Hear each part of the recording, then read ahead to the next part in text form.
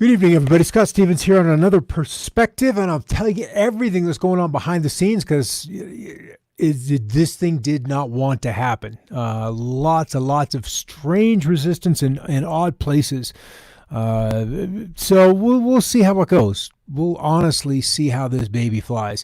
Coming to you on YouTube and Facebook. And then we'll parse out some projects or parts of this to drop on over onto some of the other platforms. Good to see you in there, Vicky. This is kind of an interesting topic. In some ways, it's a little bit dicey to go to because so much of it, from top to bottom, I don't want to say is hearsay, but is secondhand. We're not getting this from the horse's mouth just yet. We are seeing little bits of what people have participated in these backdoor meetings. There was one guy, and I don't remember his name, but I should, who was the leader of Facebook. And he had gone into a Bilderberg group about 2 years ago. And when they broke for lunch or broke for the day, I don't recall which it was, he stormed out of there and was PO'd. PO'd. So to the point where he came across information, it was shared with him. And in the cults, in these societies, to speak of things is death.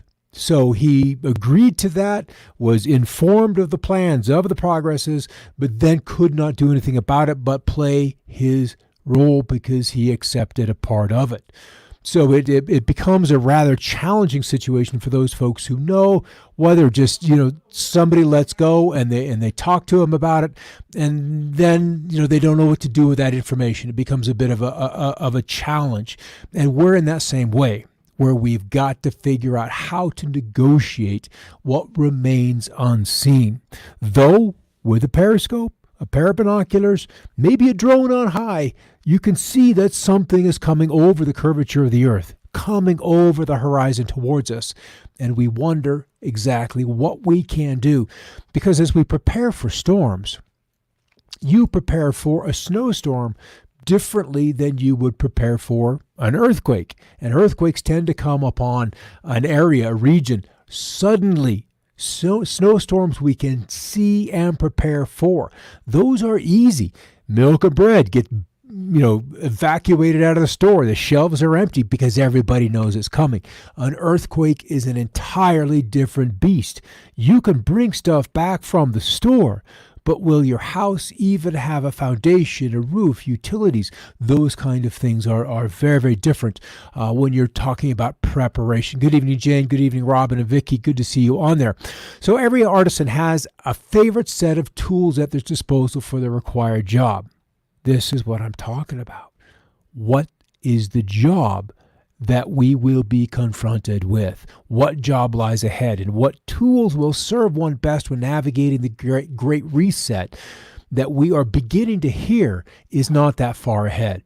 Here's the contact information. In fact, there's another one in there. I have dogs sneezing. It's amazing what you try to do here right in the middle of dinner hour when you got people outside working on cars and you're going to pull the show off in here. All right. Where did I see this graphic? And basically an aptly titled in front of the US dollar called the end game. Once the powers that can wiggle themselves out of responsibility for the dollar, then all of those obligations attached to the dollar are let go of. All of those debt obligations, and this may be one of the upsides, and we'll visit a slide where we talk about a debt jubilee, where the dollar has its end, but then so does in some ways American or the sovereignty of these United States. And that is the goal, is to bring all of these separate nations, all of these separate peoples together inside a brotherhood. So what lies ahead? So many questions to answer, and all any of us can do is try to assemble a partial picture of what may go down from the bits and pieces that have been shared publicly. The other wild card is the divine. What randomness or unanticipated chaos might be introduced to affect a more positive outcome for humanity? And this is the time that all of us that would be watching us, and certainly all of us that have been born in this day and age, have been waiting for. It's crazy how we all know inside of us at a deepest level possible that I'm supposed to be here now, that I'm anticipating, looking up to, or looking forward to some kind of big global event and participating to the best of our abilities, but also at the same time that each of us brings a specific role, set of skills and talents to that which lies ahead. All right, coming from this reset, it appeared to be that we would have it driven by climate. There was even rumors and talks about shutting down the economy because of the climate, of the pollution, of all of those environmental ramifications that are underway, have happened and have happened for generations because of how we use energy. Energy was going to be the fall guy. But apparently tackling climate change seemed expensive. And then COVID happened. So it's all beginning to make sense now, isn't it? Despite the recycling, the energy-saving insulation of the high mile per gallon vehicles, ride-sharing HOV lanes, it still wasn't enough.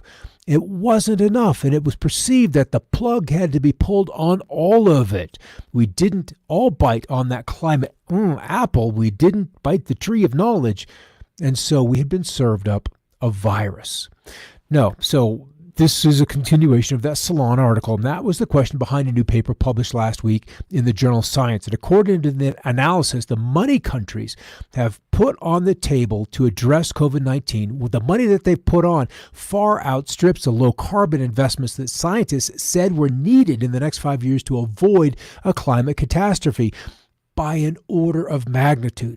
So what this comes down to is that it's cheaper to write checks via modern monetary theory, MMT, than it would be to go through and rejigger an entire new green economy.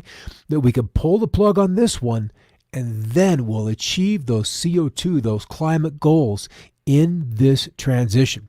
They stress the need for governments to provide a transition support for workers in these most polluting sectors. If you want to support people and businesses to reschool themselves, to redirect themselves, he said, echoing the principle of that it is just a transition.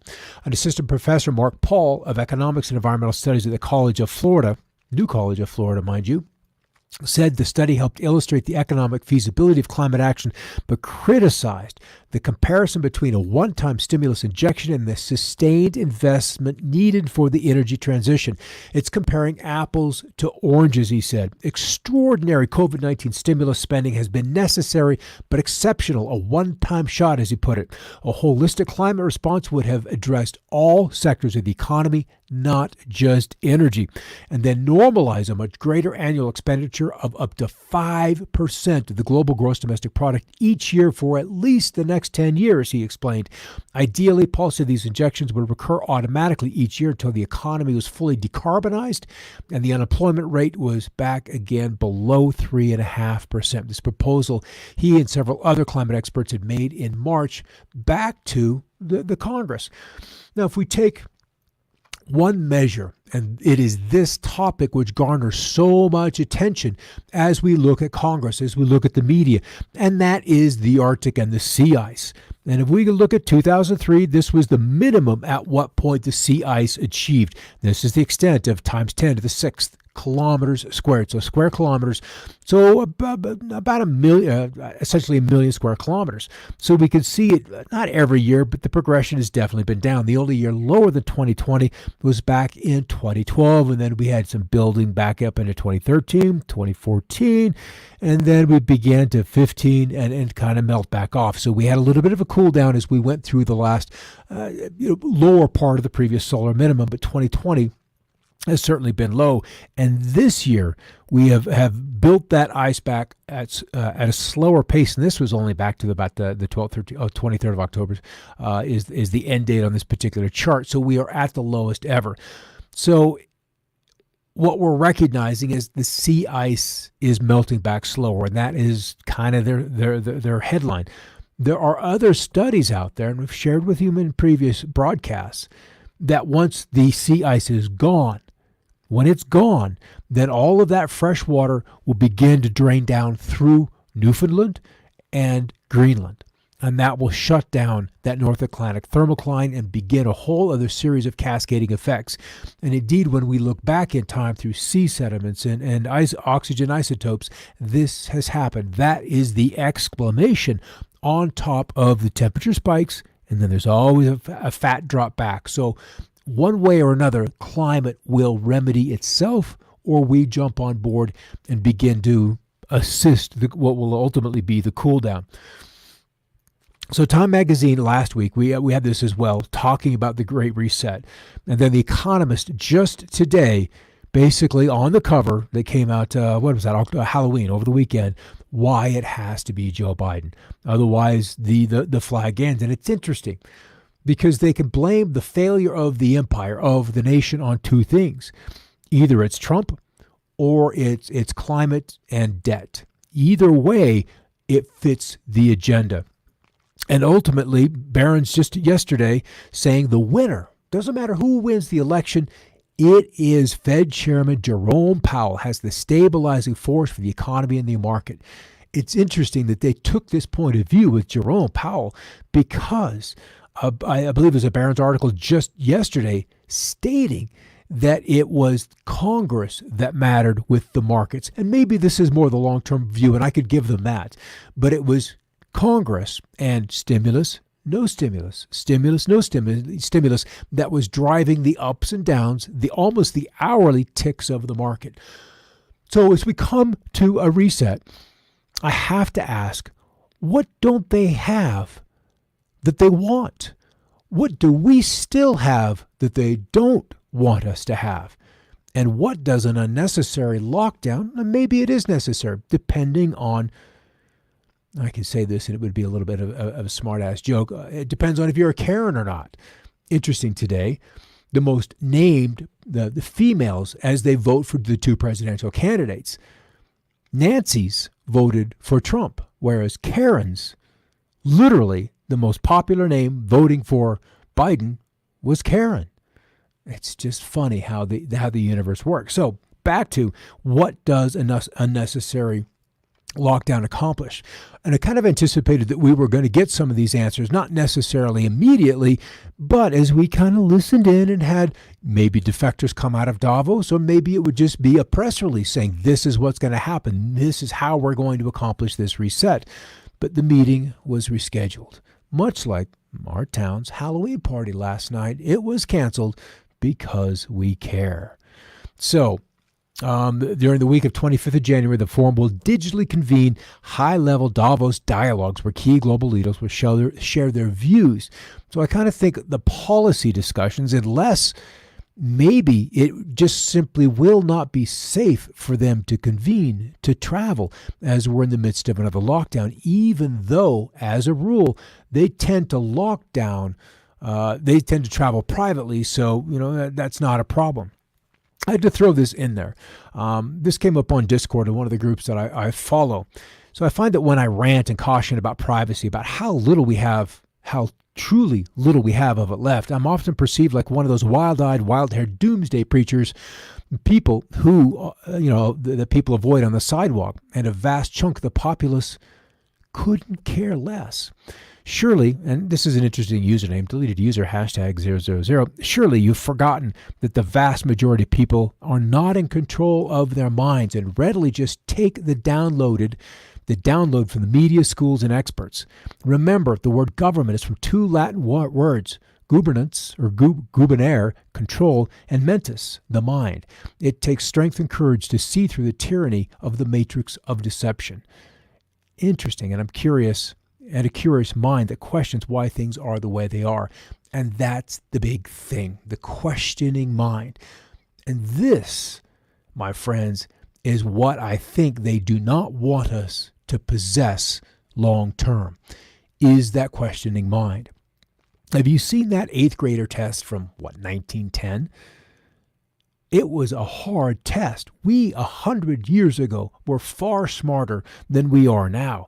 And I'm not saying smart as the ability to recite facts, but I'm saying smart as in the ability to negotiate circumstances presented, to negotiate obstacles, to solve problems, to reason out, to see other solutions. That is intelligence in my eyes, not a recitation of 2 + 2 = 4. And even now, all of a sudden, math, grammar, and the ability to get a good score is racist. So we've got this whole convoluted cognitive dissonance that has been accepted and pushed upon us as normal. We can't excel. Otherwise, we are condemned. All right, so this one's interesting. The Chinese military, it knows and is willing to speak openly about human-made superweapons used to damage the earth. Meanwhile, Western governments continue to claim this is a conspiracy nearly 20 years on. And there's some other parts to this that I did not share. I want to vet them a little more. It's some fantastic video of floating radar platforms. And these floating radar platforms are very Tesla-esque, meaning they have abilities that would make a lot of our weapons obsolete. Absolutely, and trillions of dollars spent in hardware that is obsolete. All right, other tactics mentioned. Psychological war, spreading rumors to intimidate the enemy and break down their will. We see that with leaflets over battlefields. Smuggling wars, throwing markets into confusion and attacking economic order. How do you oversupply a market, or how do you undercut a legal supplier? A media war, manipulating what people see and hear in order to lead public opinion along towards your own agenda. Drug war, obtaining sudden and huge illicit profits by spreading disaster in other countries. Why are we still in Afghanistan? Network war, venturing out in secret and concealing one's identity in a type of warfare that is virtually impossible to guard against. Technological war, creating monopolies by setting standards independently. Are we talking Betamax versus VHS? Different kinds of CD formats before one was settled on, and who wins that standards, that technological war? Fabrication war, presenting a counterfeit appearance of real strength before the eyes of enemies. And I can see other applications of fabrication war. Resource war, grabbing riches by plundering stores of warehouses.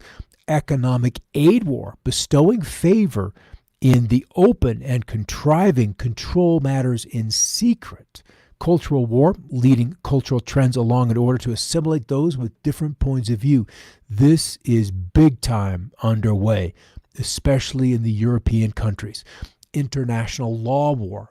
Have you heard of lawfare? Where you do and wage battle through lawyers, seizing the earliest opportunity to set up regulations. Governments are really, really good at that. How we lost true free communication when the FCC was established. How we nearly lost the internet. The U.S. gave it away 10 years ago. Gave away the naming convention. We gave it away, and now it sits in international hands. Why would a reset be required if these types of covert actions have been used since the beginning of, go ahead, fill in the blank, beginning of when? What couldn't these types of covert actions accomplish that a reset might accomplish? Let's think about that. China's contributing and benefiting from America's chaos, as their size of their economy now arguably larger than America's. I saw numbers where the Chinese GDP is upwards of $4 to $5 trillion larger than ours. Ours being estimated 23, 24 trillion pre-COVID, mind you, and theirs bumping out 27, 28 trillion. That honestly makes them the largest economy in the world. And in many ways, then that would change their status in the World Trade Organization from a developing nation to one that should sit at the big boys table and lose a lot of those privileges, a lot of those backdoor deals, a lot of those here you go until you grow up kind of thing. You can take the bib off, now you're a big boy. So, as an American, watch nearly every aspect of the tactics listed in the above unrestricted warfare. That book, they're taking shape before your eyes and has that potential war with China already quietly started without the shooting. Writing for the New York Post on October 24, 2020, Michael Goldwyn, communist columnist Michael Goldwyn listed his reasons for voting for Trump again. He included, the other side must not be rewarded for its efforts to sabotage and remove a duly elected president. Russia was a scam that ruined lives and put a cloud over the White House for 3 years. The sequel was partisan impeachment, a clumsy coup attempt orchestrated by Pelosi and Trump haters in Congress, the deep state, and the media. The press corps bias of 16 had morphed into full-blown partisanship on a daily basis in print, digital broadcast outlets. And now we're to the point where Facebook and Twitter and other platforms openly use their power to censor pro-Trump news and opinion while promoting anything that makes the president look bad. And as we talked about, I think it was Monday last week, it's not the algorithms, it's the people behind them. We have become subject to algorithms. These algorithms you and I personally sculpt by the like button.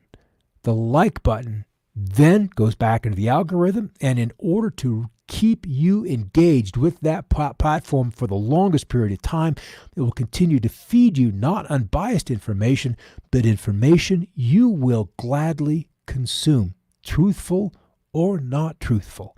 All right, Google Play bans third-party app for YouTube alternative BitChute. FYI, every one of these shows is available on that platform. From here on out, every one of my shows will be available on that platform. Just look for it. So alt tech is increasingly being blocked from the Google-controlled Android App Store.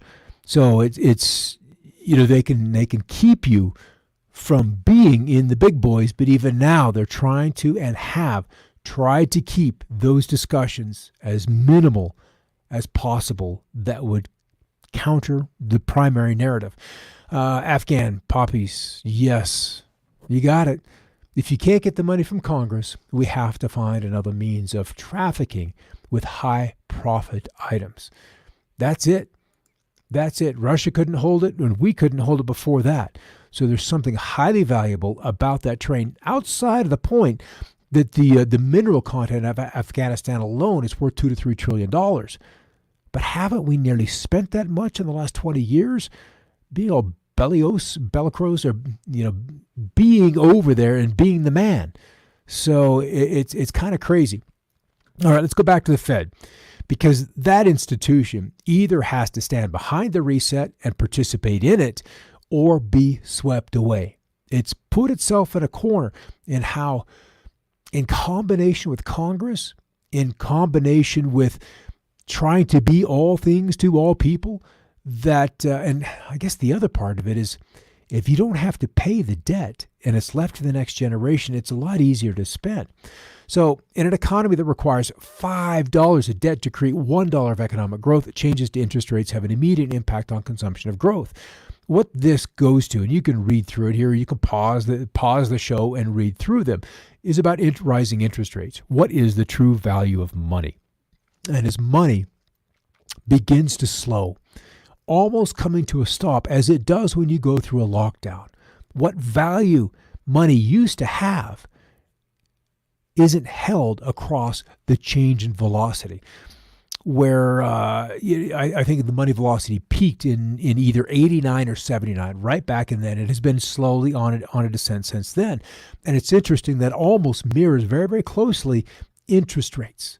The higher the interest rate, the faster the money moves through the system to do the work for the spender.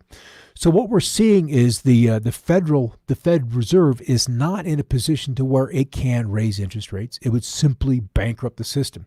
So we're at the point where potential debtors become more conservative and borrow less, if not or not at all. Investors become more conservative. They commit less money to debt investments.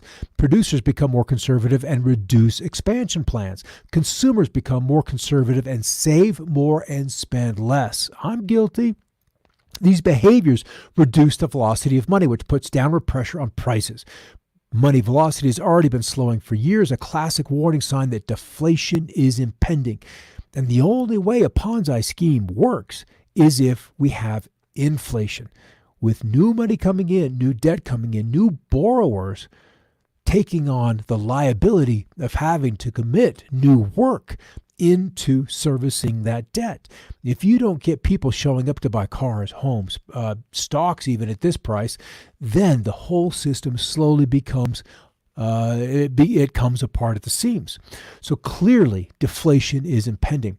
Now, thanks to virus-related lockdowns, money velocity has begun to collapse. As widespread pessimism takes hold, expect it to fall even further.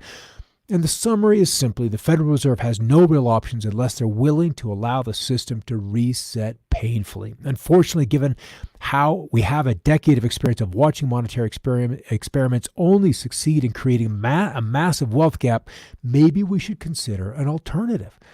Ultimately, the Fed administration will have to face hard choices to extricate the economy from the current liquidity trap. However, history shows that political leadership never makes the hard choices until those choices are forced upon them. You must be ahead of this event. While we continue to hope we can grow our way out of our debt problem, hope has never been a functional strategy. You think? So, how can one protect one's income or even build something new inside of a contracting economy? And we come back to potential debtors become more conservative, investors more conservative. If you're in a contracting economy, how can you guarantee, or even with a little bit of certainty, that there will be a consumer there for your manufacturing plant, for your mail order business? How will you know? Along with pending currency reset, debt contagion, or even a potential jubilee, the economy is and will shrink until the resolution of COVID is presented. I sense that the preservation of what one has right now is the most paramount course of action, and attempting to build on shifting sands rarely ends well. Think about that. The shifting sands. Now, this paragraph comes from an interesting character who is within the Roman Catholic Church, and writing the president, basically saying, I kind of know what's coming, and do your best to keep this thing from becoming reality. The purpose of the Great Reset, he writes, is the imposition of a health dictatorship, aiming at the imposition of liberticidal measures, hidden behind tempting promises of ensuring a universal income and canceling individual debt. Your house is free. Your credit cards are paid off. Your car is free. And for most people, that'll be enough for them to say yes. Incredibly short-sighted, but enough for them to say yes. The price of these concessions from the International Monetary Fund will be the renunciation of private property and adherence to a program of vaccination against COVID-19, and he drops COVID-21, promoted by Bill Gates with the collaboration of the main pharmaceutical groups. Beyond the enormous economic interests that motivate the promoters of the Great Reset, the imposition of the vaccination will be accompanied by the requirement of a health passport and digital ID. I asked earlier, what do we have, or what don't we have, that they want us to have, or they would like to take away from us? And I think this is the answer. Will be accompanied by the requirement of a health passport and a digital ID, with a consequent contact tracing of the population of the entire world. Those who do not accept these measures will be confined in detention camps or placed under house arrest, and all of their assets will be confiscated. There was an MP, a Minister of Parliament in Canada, asking on the floor in Ontario, asking, why are we building all of these centers? What's the purpose? Tell us. We have to fund this. We have to go back to our constituents and give reasons why. Why? He asked the question twice, and then his microphone was cut. So this part of it is never discussed. And I think we're going to have a revelation. We talked about it in a couple of other shows, The Greatest Secret and the first part of the reset last week. Are you ready for stage 2? Because we are. There's a whole nother part. So, and as this information begins to get out, there will be great attempts to stop it, to stop discovery, to stop us from understanding what has been built up around us, technologically, physically, legally, and through all kinds of other means, probably surveillance being the biggest one. Just wait till it is exposed that Microsoft Bill, meaning Bill Gates, has a dead man switch for his Windows OS. Every computer on Windows worldwide, a single line of code, all down. The sad thing is that people don't believe that something like this can be done. They don't understand just how chatty Windows is behind the scenes. It's interesting, even a phone. You go into airplane mode and it's largely silent. But as soon as you open it back up and say, hey world, I'm here, it communicates all that has happened in the time that it was silent. It brings the master up to date. So we had Sweden reporting 2,354 new coronavirus cases, by far the largest one-day increase on record, with 7 new deaths. Were they flu deaths or were they COVID deaths? It's not differentiated. So we begin to see what's happening with the larger picture around us. Political repression, absolute control over the economy, and more so. Look what happened in Michigan today. You cannot go to a restaurant, I don't know when the day starts, but it isn't too far in the future, to where you won't have to put down your name, address, phone number, names and names of all of those people that join your party at a restaurant. These restaurants are now forced to name every single customer, time they arrived, time they left. Do they really have the authority to do that? Or will just having an app on the phone be enough that as you walk through their doorway, their gate, some NFC chip, near field communications chips, says, hey, he's here, checks you in? You got to ask. Mass surveillance, limited freedom of movement, control of education, control of entertainment, control of science, mass propaganda from the media. Where are we? So we're at election day tomorrow. If Biden loses, it's going to be an effing bloodbath. There's no other way to put it. Heads will roll. It's going to be ugly. I think we all have been prepared for that. I have neighbors whose sons-in-law left Portland just because of this. And as when you begin to see the massive crowds that the red team has, this might be exactly what happens. If Biden loses, doesn't matter how many ballots either side plays with. If one side is going to lose, it's a binary outcome. It's my gut feeling that tonight may be the last truly peaceful night that this nation has for some time to come. Maybe even for many months to come. Mark my words. This is what's happening around the streets. It doesn't matter what city you're in. There's a great booming business. If you need to start a business, do a business of reinforced windows and doors. It's booming. You will not be able to keep up with the demand. Plywood, about plywood, just because it seemed like the smart thing to do. Back in February, its prices tripled from $18 a sheet to nearly $50 a 4x8 sheet. Half inch, mind you. Plywood is needed. So we're going to see Antifa on one side, the Proud Boys on another, the rise of the black flags. And this is how they identify one another. It's the color black. So they're out there recruiting $1,500 a week. And when you have arguably 40% of the population at a minimum, or 28% unemployed, looking and paying at this rate, and if you're politicized, radicalized, why wouldn't you show up a day, 2 days, 3 days? This pays better than unemployment did, especially at that extra $600 a week. This is almost 3 times that. It's a good rate, even for winter. So this other guy, nevertheless, we're here 7 days in November, and beginning Tuesday, the effort by the deep state, Democrats, sadly, members of the military, and elements of the Chinese Communist Party, because they have invested, so heavily invested in an outcome in this country. Heavily invested in an outcome in this country. And this is what it goes like. Disinformation artists weaponizing bias and fears for the greater good. So does this declaration mean that nothing this person or organization represents, declares, does it have any truth to what they say? Is it just to radicalize? Is it to trigger? Or is it to make you think? This is something we're going to have to be really, really careful about as we move slowly through the days ahead. So as we approach the night before election eve, protect your data. All of it.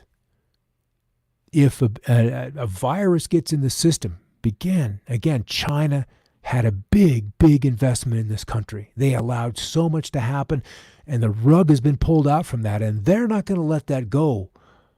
They're not going to just let that pass without some kind of payback. That's not their way. Protect your data in case you cannot get to it. All of it. Hard copies and cloud copies and on your own computer copies. All of it. Restock your pantry to the best of your ability. Hold some cash. Absolutely hold some cash. Even if you think the dollar is going to fail, in the meantime, before that happens, have some cash. $200, $250. It may be too much for some people, but have some cash. Just in case the communications infrastructure has interruptions. You don't want to be at the pump and then it's out. You have some cash. Know your neighbors, and this is more of a long-term thing. Know them well enough for the ones you trust so that you can work together. If we are looking at civil unrest, there may be a time when that rolls through your neighborhood, and you need to know your neighbors so that you can be on the same page. It's a must. Spare batteries, solar chargers, something like a 30-watt charger, they're $40, $50. These are things you probably purchased back in February or March. Maybe not. Maybe now's the time. Large portable battery cells, extra blankets, and extra heaters.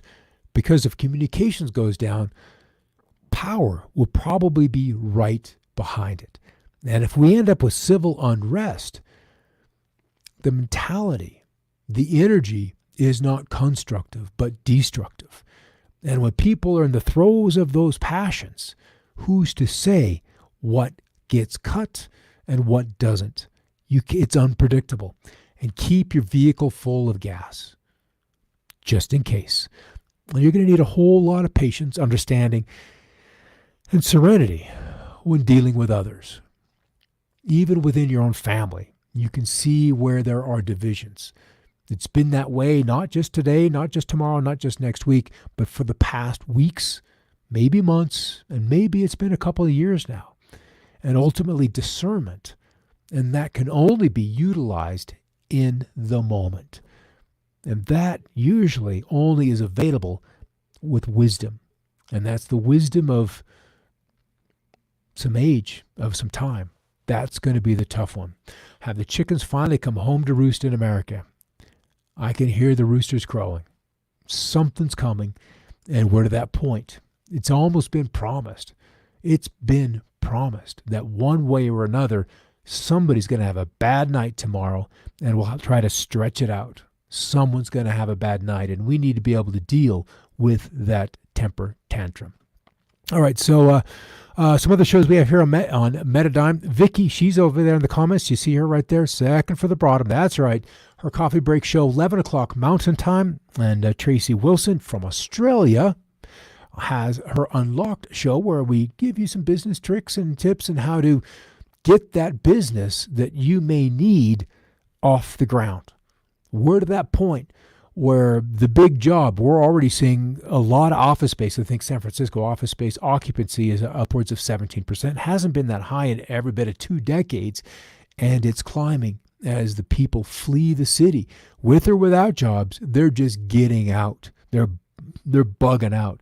And so her show, same time as mine, just on alternating days. And then, of course, there I am. So we're kind of in a curious position. I'm honestly a little concerned for tomorrow night. We have to live with each other. We really do. We have neighbors. We have to live next to each other. We have been able to get along for nearly 250 years. And yeah, we had a civil war, and it was a bloody mess. One party seceded from the nation, and it took a 4 or 5 year battle for that to come back together. I would hate to see that happen once again, though there are prophecies that this nation does split into 2, 3, 4 parts. If that's what's coming, then that's what's coming. We'll get through it. Most of us. But we'll get through it. And some part of the Bill of Rights, the Constitution, the flag will survive. It's an ideal. It's a concept. And I believe it is inspired. And so that part that inspired the founding fathers 200 plus years ago still exists to this day. And as it still exists, and I believe is eternal, can inspire once again. And to inspire once again, we just need to be receptive to the goodwill in man. All right, that's us for tonight. Thanks for coming on in there. Still see you on there. That's a nice little crowd to have you in here. I'm going to throw up a video. It's something I recorded the other night. I don't know if I'll have video with it, but it's definitely an audio track. Just talking about, where we are. That I absolutely know that there will be an intervention of some kind from, I guess the kindest way to put it would be on high, and that this needs to happen so we can see who each of us truly is in comparison to a truth that can be shown to us. And once you're shown that beautiful truth, then you can look at yourself and go, oh, I've missed the mark. Here. Yeah, and even here. And once you see that comparison, then that kind of brings us back to center. It brings us back to the meaning of life and to why we're here and to why we're dealing with these convulsions. We react, or we're a cause. We're a cause for the betterment, or we're reacting to what someone else has said, and we're having that turmoil in here, and we can't help but act out because we honestly don't know any effing better. We act out. And when you watch TV and movies and all they do is act out in anger, somebody has a bad day and they, sweep their hand across the desk and everything goes flying. It's ridiculous. That's not how we behave. We're bigger and better than that. Yeah, there's a natural resonance, and that's just, there's a couple of ways to look at that. There's a principle there. There is a pure resonance that exists. A pure resonance that exists, but it is buried so deep within us. And that's what I know will be shown each and every one of us, is the purity of that resonance. And ultimately, each one of us is asked to model, emulate, and behave like that pure resonance. Model drama. Yeah, there's a word for it, isn't there? And it apparently sells videos. All right, guys, have a great night. Good to see you in here. Thanks for participating and throwing your comments in there. I'll be here on Wednesday. Yeah, we'll see what happens between now and then. If you voted, good for you. I did too. All right, I'll catch you on Wednesday, tomorrow evening, 5 o'clock for some weather, but 6 o'clock Mountain on Wednesday for another perspective, and we'll kind of wrap things up and see where things are as we continue down this road and looking at tools we're all going to need as the Great Reset unfolds. Have a great night, and in the meantime, keep looking up.